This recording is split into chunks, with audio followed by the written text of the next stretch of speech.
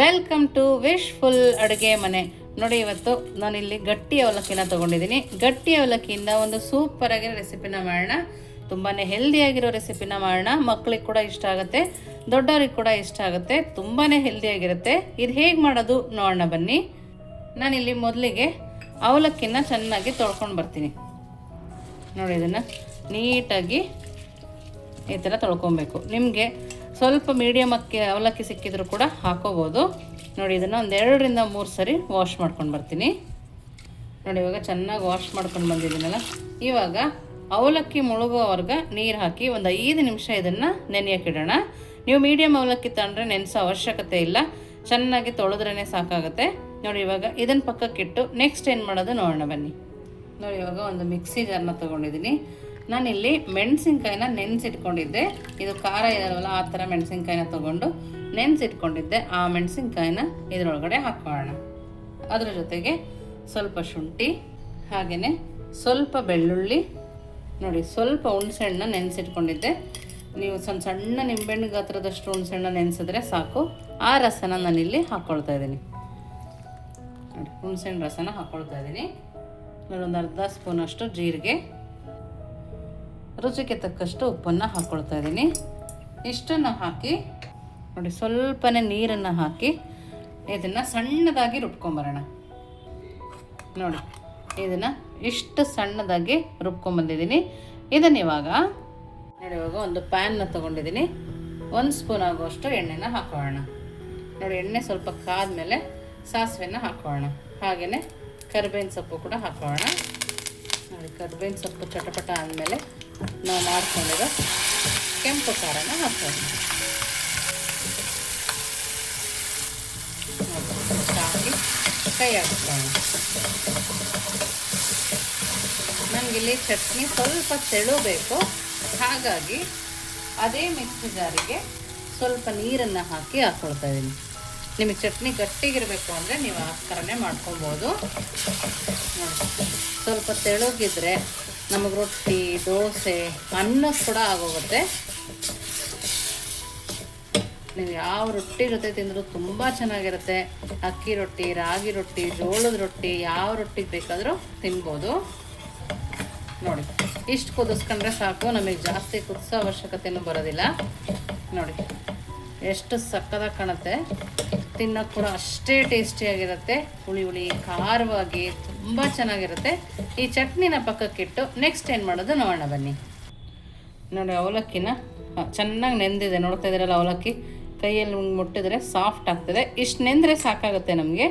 ಇವಾಗ ಇದನ್ನು ಒಂದು ಮಿಕ್ಸಿ ಜಾರ್ ತೊಗೊಂಡು ಆ ಮಿಕ್ಸಿ ಜಾರ್ ಒಳಗಡೆ ಹಾಕೋಣ. ನೀರನ್ನು ತೆಗೆದು ಹಾಕ್ಕೊಳ್ತಾ ಇದ್ದೀನಿ. ನೀವು ಮೀಡಿಯಮ್ ಅವಲಕ್ಕಿ ಏನಾದ್ರು ತೊಗೊಂಡಿದ್ರೆ ಈ ಥರ ನೆನೆಸೋ ಅವಶ್ಯಕತೆನೇ ಇರೋದಿಲ್ಲ. ಈಗ ನೋಡಿ, 1 ಬೌಲ್ ಅವಲಕ್ಕಿ ತೊಗೊಂಡಂದ್ರೆ ಅದೇ ಬೌಲಲ್ಲಿ ರವೆನ ಹಾಕ್ಕೊಳ್ತಾ ಇದ್ದೀನಿ. ನೀವು ಉಪ್ಪಿಟ್ಟು ಮಾಡ್ತೀರಲ್ಲ, ಆ ರವೆ ಹಾಕ್ಕೊಂಡ್ರೆ ಪರವಾಗಿಲ್ಲ. ನೋಡಿ, ಇದಕ್ಕೇ 1 ಬೌಲ್ ಆಗುವಷ್ಟು ಮೊಸರನ್ನ ಹಾಕೋಣ. ನೋಡಿ, ಈ ಥರ ಮೊಸರು ಹಾಕ್ಕೊಂಡು ಚೆನ್ನಾಗಿ ಸಣ್ಣದಾಗಬೇಕು, ಅಲ್ಲಿ ತನಕ ರುಬ್ಕೊಬೇಕು. ನಾನು ಇವಾಗ ಇದಕ್ಕೆ ನೋಡಿ ಅದೇ ಬೌಲಲ್ಲಿ 1 ಬೌಲ್ ನೀರನ್ನು ಹಾಕ್ಕೊಂಡು ರುಬ್ಕೊಂಬರ್ತೀನಿ. ನೋಡಿ, ಇಷ್ಟು ಸಣ್ಣದಾಗಿ ರುಬ್ಕೊಂಬರ್ಬೇಕು. ನೋಡ್ತಾ ಇದ್ದೀರಲ್ಲ ಎಷ್ಟು ಚೆನ್ನಾಗಾಗಿದೆ ಅಂತೇಳಿ. ಈ ಥರ ರುಬ್ಬಿದ್ರೆ ತುಂಬ ಚೆನ್ನಾಗಾಗುತ್ತೆ. ಇದನ್ನು ಇವಾಗ ನೋಡಿ 1 ಬೌಲ್ ತೊಗೊಂಡು ಅದರೊಳಗಡೆ ಹಾಕೋಣ.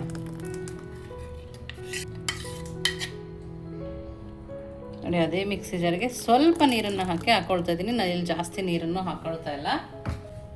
ನೋಡಿ, ಇದಕ್ಕೆ ರುಚಿಗೆ ತಕ್ಕಷ್ಟು ಉಪ್ಪನ್ನು ಹಾಕೋಣ. ಹಾಗೆಯೇ ನಾನಿಲ್ಲಿ ಅಡುಗೆ ಸೋಡಾನ ಹಾಕ್ಕೊಳ್ತಾ ಇದ್ದೀನಿ. ಸ್ವಲ್ಪನೇ ಹಾಕ್ಕೊಂಡಿದ್ದೀನಿ. ಕೆಲವರಿಗೆ ಇದು ಬೇಡ ಅನಿಸುತ್ತೆ, ನೀವು ಈನೋ ಕೂಡ ಹಾಕೋಬೋದು.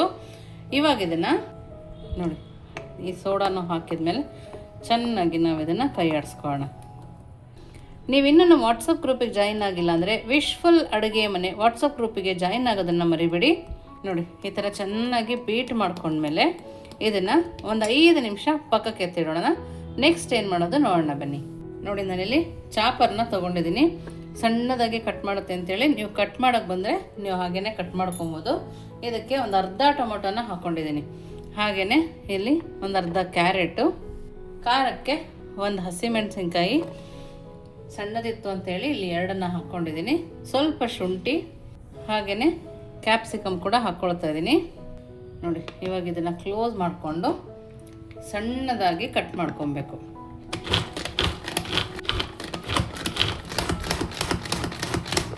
ನೋಡಿ ಚಾಪರಲ್ಲಿ ತುಂಬ ಸಣ್ಣದಾಗಿ ಕಟ್ ಮಾಡಿರುತ್ತೆ, ನೋಡ್ತಾ ಇದ್ದೀರಲ್ಲ ನೋಡಿ, ಇಷ್ಟು ಸಣ್ಣದಾಗಿ ನಮಗೆ ಕಟ್ ಮಾಡಿರಬೇಕು.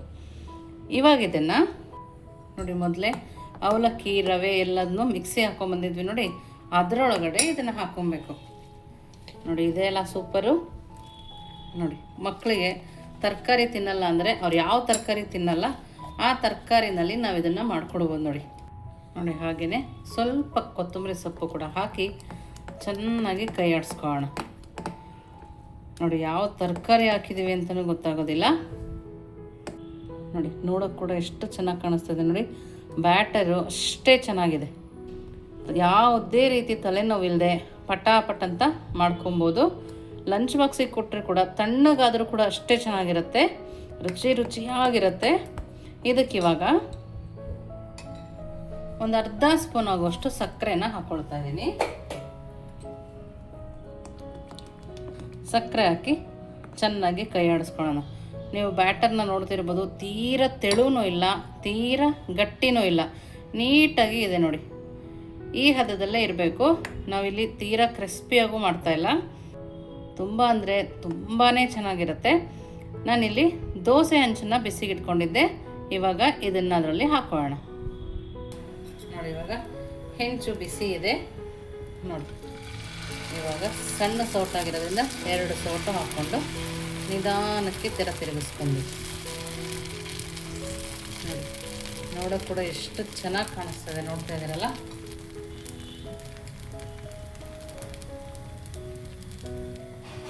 ನಾವು ಇದನ್ನು ಮೀಡಿಯಮ್ ಫ್ಲೇಮಲ್ಲೇ ಬೇಯಿಸ್ಕೊಬೇಕು.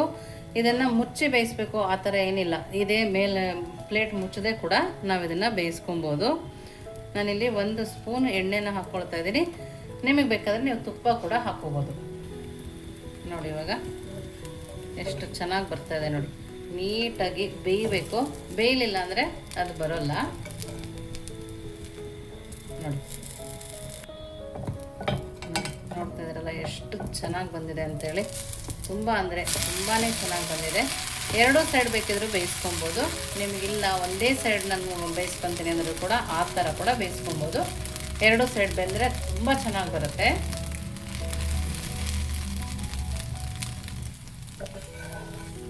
ನೋಡಿ ಎಷ್ಟು ಚೆನ್ನಾಗಿ ಕಾಣಿಸ್ತದೆ, ನೋಡ್ತಾ ಇದ್ದೀರಲ್ಲ ನೀವು. ತುಂಬ ಅಂದರೆ ತುಂಬಾ ಚೆನ್ನಾಗಿ ರೆಡಿಯಾಗಿದೆ. ಎಲ್ಲ ದೋಸೆನೂ ಇದೇ ಥರ ರೆಡಿ ಮಾಡಿಕೊಂಡು ಕೆಂಪು ಚಟ್ನಿಲಿ ಯಾವ ಥರ ತಿನ್ನೋದು ನೋಡೋಣ ಬನ್ನಿ. ಬಿಸಿ ಬಿಸಿ ದೋಸೆ ನೋಡ್ತಾ ಇರ್ಬೋದು, ಕಲರ್ ಕೂಡ ಎಷ್ಟು ಚೆನ್ನಾಗಿದೆ ಅಂತೇಳಿ. ತುಂಬ ಅಂದರೆ ತುಂಬಾ ಚೆನ್ನಾಗಿ ಬಂದಿದೆ ನೋಡಿ. ಎಲ್ಲ ದೋಸೆಗಳು ನೀವು ನೋಡ್ತಿರ್ಬೋದು, ಒಂದಕ್ಕಿಂತ ಒಂದು ಚೆನ್ನಾಗಿ ಕಾಣಿಸ್ತಿದೆ ನೋಡಿ. ನೋಡಿ ನಾವು ಇದರಲ್ಲಿ ಮುಷ್ಟಿ ಮಾಡ್ಕೊಬೋದು, ಅಷ್ಟು ಚೆನ್ನಾಗಿದೆ ನೋಡಿ. ಇವಾಗ ನಾವು ಮಾಡ್ಕೊಂಡಿರೋ ಕೆಂಪು ಚಟ್ನಿನ ಹಾಕೋಣ ನೋಡಿ. ಎಷ್ಟು ಚೆನ್ನಾಗಿ ಕಾಣಿಸ್ತಿದೆ ಅಲ್ಲ ನೋಡಿ. ನೋಡೋಕೆ ಕೂಡ ಎಷ್ಟು ಚೆನ್ನಾಗಿ ಕಾಣಿಸ್ತದೆ. ಈಸಿಯಾಗಿ ಮಾಡ್ಕೊಬೋದು. ನಾವು ದೋಸೆ ಮೇಲೆ ಮಾಮೂಲು ದೋಸೆ ಮಾಡ್ತೀವಲ್ಲ ಅದ್ರ ಮೇಲೆ ಕೂಡ ಹಾಕ್ಕೊಂಡು ನಾವು ಇದನ್ನು ತಿನ್ಬೋದು ನೋಡಿ. ಇದ್ರ ಜೊತೆಗೆ ಟೇಸ್ಟ್ ಮಾಡೋಣ. ಸಾಫ್ಟಾಗಿದೆ. ನೀವು ನಿಜವಾಗ್ಲೂ ಲಂಚ್ ಬಾಕ್ಸಿಗೆ ಕೊಟ್ಟರು ಮಕ್ಕಳು ತರಕಾರಿ ಕೂಡ ತಿಂತಾರೆ, ಮತ್ತು ಸಾಫ್ಟಾಗೂ ಇರುತ್ತೆ, ತುಂಬ ಖುಷಿಪಟ್ಟು ತಿಂತಾರೆ. ಖಂಡಿತವಾಗ್ಲೂ ನೀವು ಒಂದ್ಸರಿ ಮನೇಲಿ ಮಾಡಿ ಹೇಗೆ ಬಂತು ಅಂತ ವಿಶ್ಫುಲ್ ಅಡುಗೆ ಮನೆಗೆ ಕಮೆಂಟ್ ಮೂಲಕ ತಿಳಿಸೋದನ್ನು ಮರಿಬೇಡಿ. ನೀವಿನ್ನೂ ನಮ್ಮ ಚಾನಲ್ ಲೈಕ್ ಮಾಡಿ, ಶೇರ್ ಮಾಡಿ, ಸಬ್ಸ್ಕ್ರೈಬ್ ಮಾಡಿ. ವಿಶ್ಫುಲ್ ಅಡುಗೆ ಮನೆಗೆ ಥ್ಯಾಂಕ್ ಯು.